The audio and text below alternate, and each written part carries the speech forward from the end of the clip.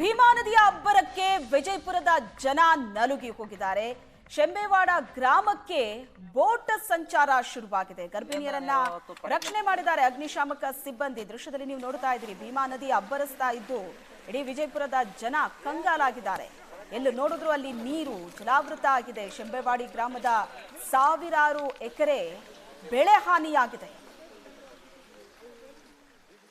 ಮಹಾರಾಷ್ಟ್ರದಲ್ಲಿ ಭಾರಿ ಮಳೆ ಆಗ್ತಾ ಇರುವಂತದ್ದು, ಹೀಗಾಗಿ ಹಲವು ಜಲಾಶಯಗಳಿಂದ ಭೀಮಾ ನದಿಗೆ ನೀರನ್ನು ಹರಿಬಿಡಲಾಗ್ತಾ ಇದೆ. ಇದರ ಪರಿಣಾಮ ಏನಂತ ಹೇಳಿದ್ರೆ ಭೀಮಾ ತೀರದಲ್ಲಿ ಈಗ ಪ್ರವಾಹದ ಆತಂಕ. ಮತ್ತೊಂದು ಕಡೆಗೆ ಕೆಲವೊಂದಿಷ್ಟು ಗ್ರಾಮಗಳು ಈಗಾಗಲೇ ಜಲಾವೃತ ಆಗಿರುವಂತದ್ದು. ನಾವೀಗ ಆಲಮೇಲ ತಾಲೂಕಿನ ಶೆಂಬೇವಾಡ ಗ್ರಾಮಕ್ಕೆ ಹೊರಡ್ತಾ ಇದ್ದೀವಿ. ಇಲ್ಲಿ ಏನಂತಂದ್ರೆ ಇಡೀ ಗ್ರಾಮ ಈಗ ನಡುಗಡ್ಡೆಯಾಗಿ ಪರಿಣಮಿಸಿರುವಂತ, ಅಲ್ಲಿ ಹೋಗ್ಲಿಕ್ಕೆ ದಾರಿಯೇ ಇಲ್ಲ. ಹೀಗಾಗಿ ನಾವು ಬೋಟ್ ಅನ್ನ ಬಳಸ್ಕೊಂಡು ಒಳಗಡೆ ಹೋಗ್ತಾ ಇದೀವಿ. ಇಲ್ಲಿ ಒಂದಿಷ್ಟು ದೃಶ್ಯಾವಳಿಗಳನ್ನ ತೋರಿಸ್ತೀನಿ ನೋಡಿ, ಯಾವ ರೀತಿಯಾಗಿ ಇಲ್ಲಿ ಜಲಾವೃತ ಆಗಿದೆ, ಮತ್ತೊಂದು ಕಡೆಗೆ ನಡುಗಡ್ಡೆಯಾಗಿದೆ ಅನ್ನೋಂಥದ್ದು. ನನ್ನ ಹಿಂದ್ಗಡೆಗೆ ನೋಡ್ತಾ ಇದ್ದೀರಿ, ಸಂಪೂರ್ಣವಾಗಿ ಇಲ್ಲಿ ಇರ್ತಕ್ಕಂಥ ಈ ಗ್ರಾಮದ ಏನು ಬೆಳೆ ಇದೆ, ಸಾವಿರಾರು ಎಕರೆ ಬೆಳೆ, ಕಬ್ಬು ಆಗಿರ್ಬೋದು, ಸೂರ್ಯಪಾನ ಆಗಿರ್ಬೋದು, ತೊಗರಿ ಆಗಿರ್ಬೋದು, ಬೇರೆ ಬೇರೆ ಬೆಳೆಗಳು ಎಲ್ಲವೂ ಕೂಡ ಇಲ್ಲಿ ಜಲಾವೃತ ಆಗಿರುವಂಥದ್ದು. ಮತ್ತೊಂದು ಕಡೆಗೆ ಆ ಭಾಗದಲ್ಲೂ ಸಹ, ಅಂದರೆ ನನ್ನ ಬಲಭಾಗದಲ್ಲಿ ಅಲ್ಲಿಯೂ ಸಹ ನೋಡಿದ್ರೆ ಇಡೀ ಕಬ್ಬು ಏನಂತಂದ್ರೆ ಅಲ್ಲಿ ಜಲಾವೃತ ಆಗಿದೆ. ಮತ್ತೊಂದು ಕಡೆಗೆ ಈಗಾಗಲೇ ಇದೇ ಗ್ರಾಮದಲ್ಲಿ ಇದ್ದಂಥ ಬಾಣಂತಿಯರನ್ನ ಮತ್ತೆ ಗರ್ಭಿಣಿಯರನ್ನ ಕೂಡ ಇಲ್ಲಿನ ಫೈರ್ ತಂಡ ಏನಂತಂದ್ರೆ ಅವರನ್ನ ಈಗಾಗಲೇ ಹೊರಗೆ ರೆಸ್ಕ್ಯೂ ಮಾಡಿರುವಂಥದ್ದು, ಹೊರಗೆ ಆಸ್ಪತ್ರೆಗೆ ದಾಖಲು ಮಾಡಿರುವಂಥದ್ದು. ಮತ್ತೊಂದು ಕಡೆಗೆ ನಾವು ದೃಶ್ಯಾವಳಿಗಳು ನೋಡ್ತೀವಿ, ಈ ಬಲಭಾಗದಲ್ಲಿ ನೋಡ್ಬೋದು ಸಂಪೂರ್ಣವಾಗಿ ಕಬ್ಬು ಏನಂತಂದ್ರೆ ಅಲ್ಲಿ ಜಲಾವೃತ ಆಗಿದೆ, ಅದು ಹಾಳಾಗಿರುವಂಥದ್ದು.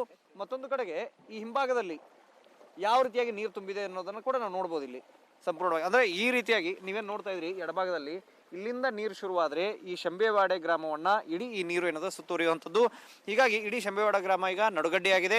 ಅಲ್ಲಿ ಏನಂದ್ರೆ ಆ ಗ್ರಾಮಕ್ಕೆ ಸಂಪರ್ಕ ಕೊಂಡಿ ಅಂತ ಹೇಳಿದ್ರೆ ಈಗ ಸದ್ಯಕ್ಕೆ ಇದೊಂದು ಬೋಟ್ ಮಾತ್ರ. ಅಂದ್ರೆ ಇದೇ ಬೋಟ್ ಮೂಲಕ ಅಲ್ಲಿ ಏನಂತಂದ್ರೆ ಈ ಔಷಧಿಗಳನ್ನ ಏನೋ ತಲುಪಿಸಬೇಕಾದ್ರೆ ಇದನ್ನ ತಲುಪಿಸಬೇಕು, ರೇಷನ್ ತಲುಪಿಸಬೇಕಾದ್ರೂ ಸಹ ಇದರಿಂದಾನೇ ತಲುಪಿಸಬೇಕು. ಮತ್ತೊಂದು ಕಡೆಗೆ ಈ ಬೋಟ್ ಮೂಲಕವೇ ಅಲ್ಲಿನ ಜನರಿಗೆ ಬೇಕಾದಂಥ ಅವಶ್ಯಕ ವಸ್ತುಗಳನ್ನು ಸಾಗಾಟ ಮಾಡೋದಕ್ಕೆ ಸಾಧ್ಯವಾಗುತ್ತೆ. ಇಲ್ಲದೆ ಹೋದ್ರೆ ಇಲ್ಲ ಅಂತಕ್ಕಂಥ ಪರಿಸ್ಥಿತಿ ನಿರ್ಮಾಣ ಆಗಿರುವಂಥದ್ದು.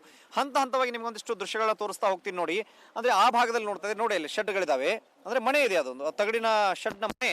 ಅದು ಏನಂತಂದ್ರೆ ಸಂಪೂರ್ಣವಾಗಿ ಜಲಾವೃತ ಆಗಿದೆ. ಅಲ್ಲಿಯವ್ರನ್ನ ಕೂಡ ಈಗಾಗಲೇ ಶಿಫ್ಟ್ ಮಾಡಲಾಗಿದೆ, ಅಂದ್ರೆ ಕಾಳಜಿ ಕೇಂದ್ರಕ್ಕೆ ಇಲ್ಲಿಂದ ಕಳಿಸಿಕೊಡ್ಲಾಗಿದೆ. ಕಬ್ಬು ಸಂಪೂರ್ಣವಾಗಿ ಅಲ್ಲಿ ಜಲಾವೃತ ಆಗಿರುವಂಥದ್ದು.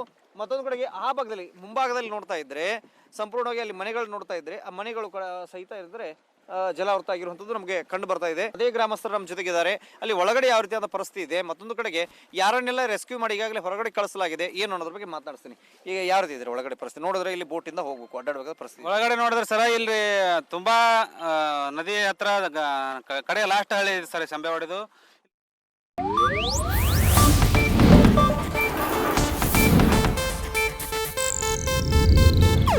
ಇದು ಏಷ್ಯಾನೆಟ್ ನ್ಯೂಸ್ ನೆಟ್ವರ್ಕ್ ಪ್ರಸ್ತುತಿ.